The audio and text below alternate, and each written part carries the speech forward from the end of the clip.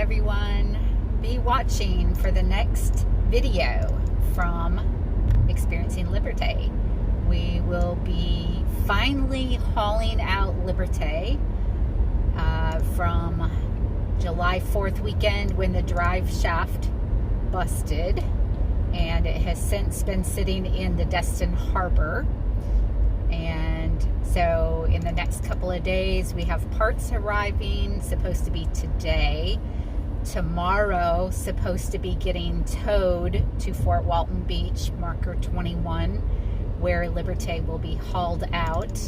And then Monday supposed to be the work on the shaft and the pressure washing of the bottom and whatever else needs to be done while she's out. So be watching for our next episode of Experiencing Liberte. And also we have some secrets, surprises coming up. So keep watching. All right, see ya.